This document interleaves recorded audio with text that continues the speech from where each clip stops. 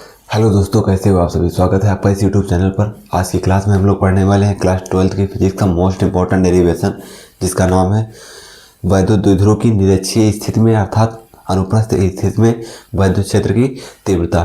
तो हेडिंग डाल लेते हैं।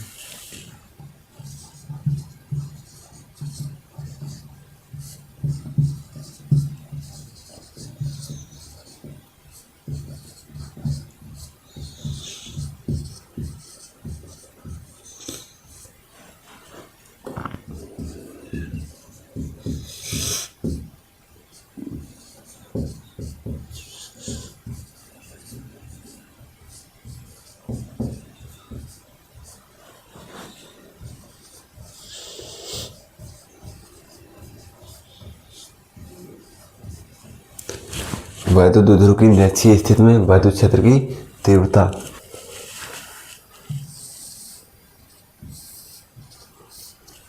इसका बना लेते हैं फिगर।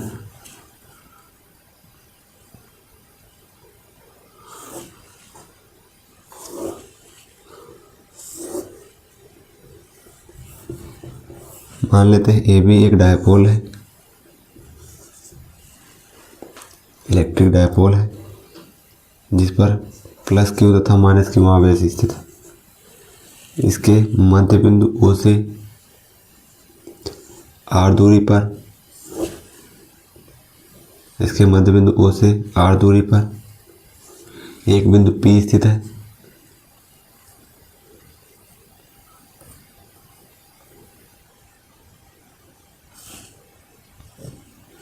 एक बिंदु पी स्थित है।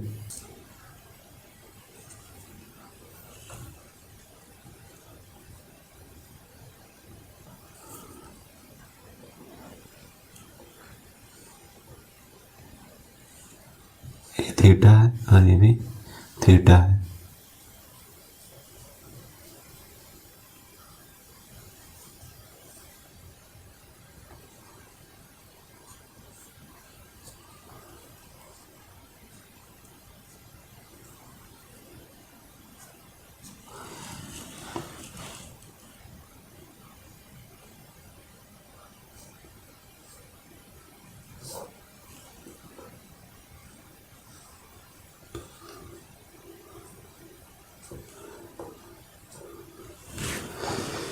मान लेते हैं कि जो माइनस क्यू आवेश है उसके कारण वैद्युत क्षेत्र की तीव्रता E2 है, और जो प्लस क्यू है उसके कारण वैद्युत क्षेत्र की तीव्रता E1 है।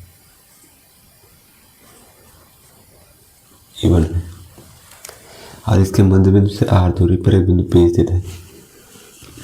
और जो इलेक्ट्रिक डायपोल है, वैद्युत द्विध्रुव है, इनके बीच की अल्पतम दूरी 2L है। अल्पतम दूरी 2L है। तो ये इतनी L होगी और इधर वाली भी L होगी, आधी आधी दूरी बढ़ जाएगी। आप देखेंगे इसकी लैंग्वेज लिखेंगे। क्या लिखेंगे इसमें कि माना एक वैद्युत द्विध्रुव AB है, जिस पर प्लस क्यू तथा माइनस क्यू आवेश स्थित है। इसके मध्य बिंदु O से R दूरी पर एक बिंदु P स्थित है, जहां हमें वैद्युत क्षेत्र की तीव्रता ज्ञात करनी है। प्लस क्यू आवेश के कारण वैद्युत क्षेत्र की तीव्रता E1 तथा माइनस क्यू आवेश के कारण वैद्युत क्षेत्र की तीव्रता E2 है। तो लिख लेंगे माना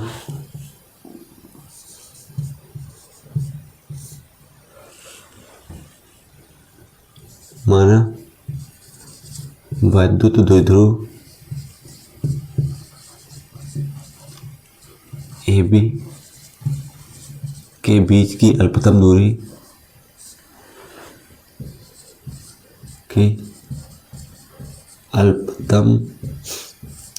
दूरी 2L है। इसके मध्य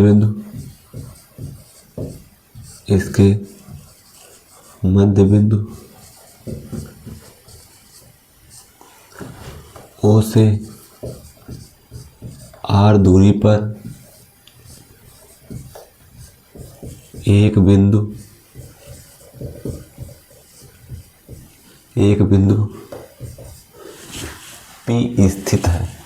P स्थित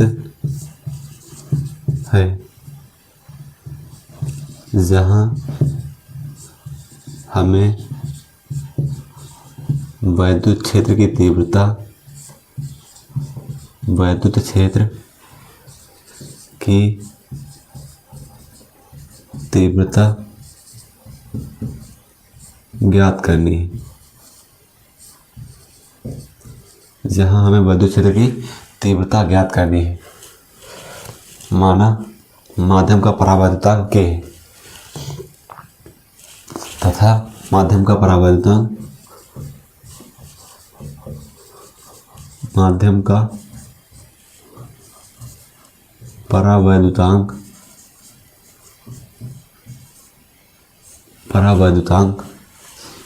K है।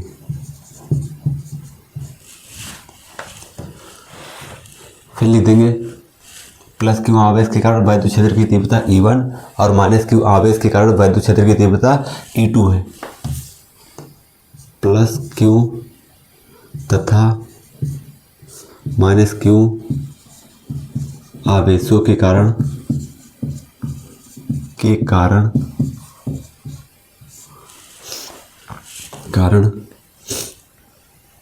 बिंदु P बिंदु पर वैद्युत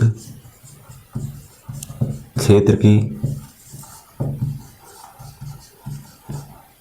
तीव्रताएं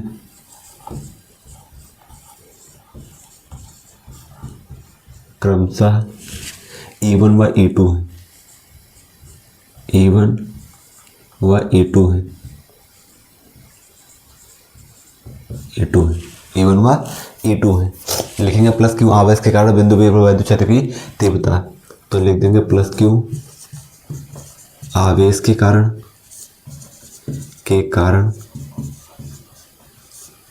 बिंदु P पर वैद्युत क्षेत्र की तीव्रता, P पर वैद्युत क्षेत्र की तीव्रता प्लस क्यू आवेश के कारण वैद्युत क्षेत्र की तीव्रता क्या होगी, तो बताए थे E1 होगी। E1 से लिखेंगे E1 बराबर 1/4 pi epsilon naught into K q by.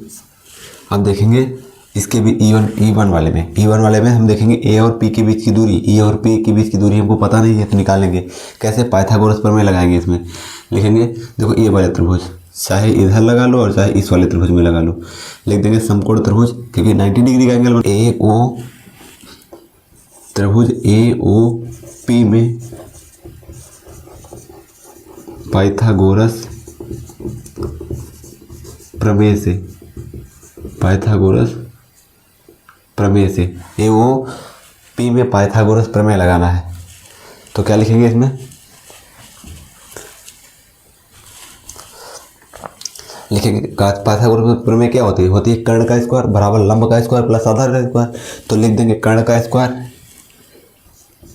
Square बराबर लंब का स्क्वायर और प्लस में आधार का स्क्वायर, ये होती है पाइथागोरस प्रमेय। इसमें मान रखेंगे कर्ण का स्क्वायर निकालना है, यही भुजा तो निकालना है, इसका मान निकालना है, तो इसमें पाइथागोरस प्रमेय लगाएंगे। क्या पाइथागोरस प्रमेय, कर्ण का स्क्वायर बराबर लंब का स्क्वायर प्लस आधार का स्क्वायर। लंब का स्क्वायर क्या है, लंब दिया गया r तो रख देंगे r का स्क्वायर, आधार दिया गया l तो रख देंगे l का स्क्वायर, और इधर रूट स्क्वायर लगा है तो स्क्वायर हटाएंगे तो इधर रूट लगा देंगे। ये आया कर्ण का मान, ये आ गया कर्ण का मान, और कर्ण का मान यही निकालना था, तो लिख देंगे रूट में r का स्क्वायर प्लस l का स्क्वायर, इधर भी उतने आएगा, रूट में r का स्क्वायर प्लस l का स्क्वायर।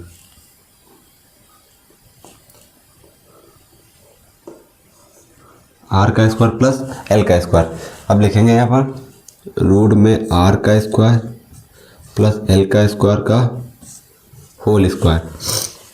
अब लिखेंगे माइनस क्यू आवेश के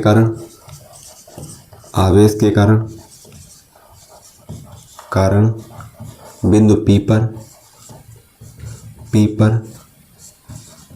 वैद्युत क्षेत्र की तीव्रता का परिमाण, वैद्युत क्षेत्र की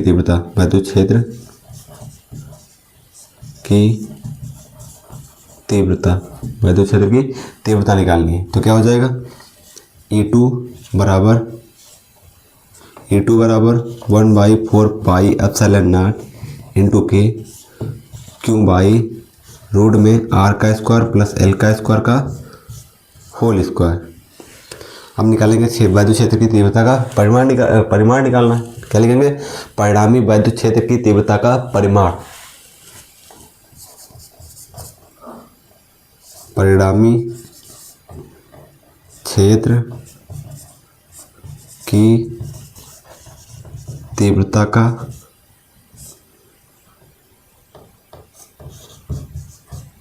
परिमाण, इसको लिखेंगे ई से।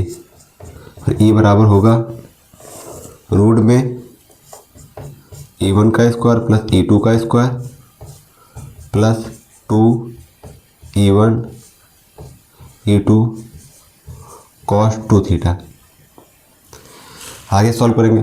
E1 और E2 के मान देख रहे हैं कि बराबर हैं, तो लिख देंगे यहाँ E1 बराबर E2 के, E1 बराबर E2 के। अब यहाँ रखेंगे या तो E2 की जगह पर E1 रख दो या E1 की जगह पर E2 रख दो। तो अगर E1 की E2 की जगह पर E1 रखेंगे तो हो जाएगा E1 2E1 का स्क्वायर, और यहाँ 2E1 का होल स्क्वायर हो जाएगा। तो यहाँ भी ऐसे लिखेंगे E1 का स्क्वायर प्लस E1 का square plus 2E1 cos 2 theta. आगे सॉल्व करेंगे तो क्या हो जाएगा? इसको जब सॉल्व करोगे तो हो जाएगा E1 का स्क्वायर, मतलब E1 जुड़ेगा तो हो जाएगा 2E1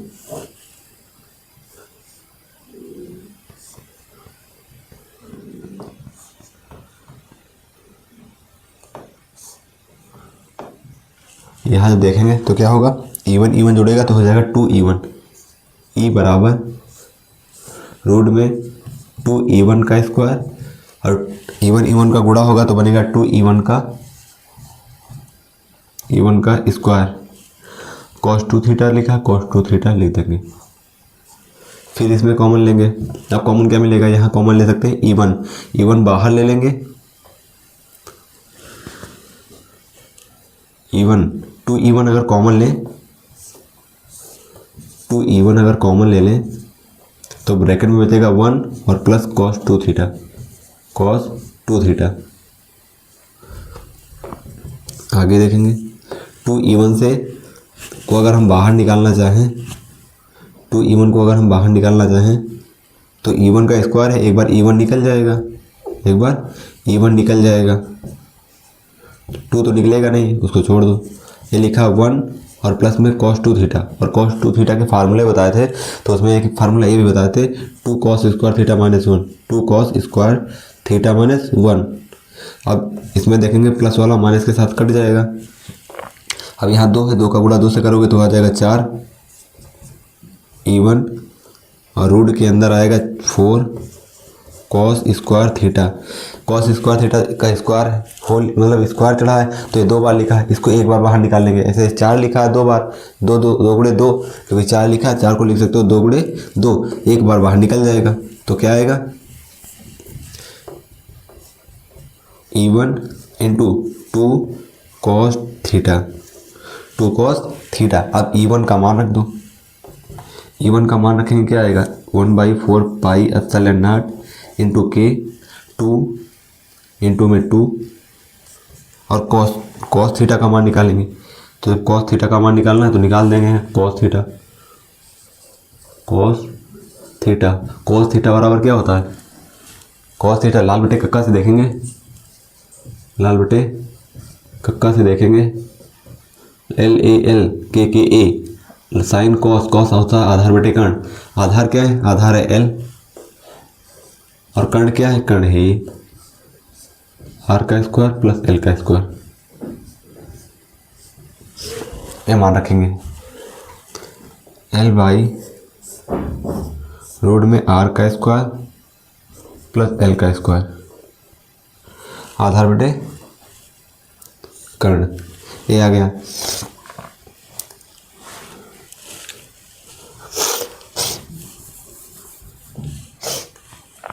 cos थीटा का मान आया है L बाई रूट में R का स्क्वायर प्लस L का स्क्वायर। यहाँ पर E1 का मान है 1/4 pi epsilon naught into K q by R square plus L square root में, और इसका होल स्क्वायर था। और यहाँ पर निकाले हैं कॉस थीटा का मान। कॉस थीटा का मान निकाले हैं कि एल बाई रूट में R square plus L square, R square plus L square root में लिखेंगे इसको। अब क्या करेंगे, यहाँ स्क्वायर चढ़ा है, यहाँ पर स्क्वायर चढ़ा है, स्क्वायर से कट जाएगी। अब यहाँ पर पावर बची 1/2 और यहाँ पर बची 1, ये बच गया 1/4 pi epsilon naught K q by R square plus L square, और यहाँ पर बचा L by R square plus L square root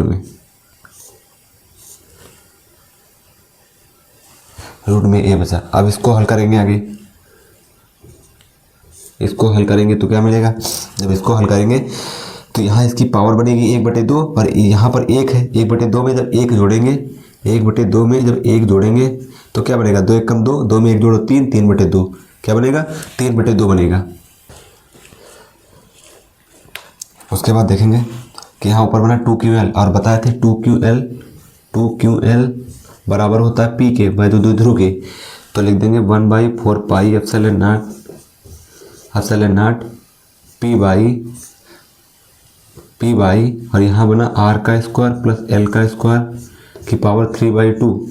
मान लेंगे कि जो R है वो बड़ा है L से, सो R का स्क्वायर भी बड़ा होगा L के स्क्वायर से, और L के स्क्वायर को नगण्य मान करके छोड़ दो। तो जब छोड़ेंगे तो यहाँ बनेगा R का स्क्वायर, क्या बनेगा, बन जाएगा E बराबर 1/4 पाई एप्सिलॉन नॉट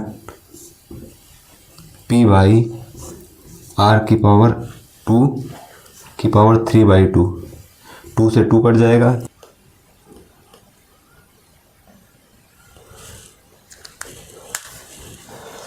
तो यहाँ पर क्या निकालना था E बराबर 1/4 pi epsilon not P by R का स्क्वायर की पावर 3/2 बना, 2 से 2 कट गया, 3 पावर बनी 3, 1/4 pi epsilon not P by R cube.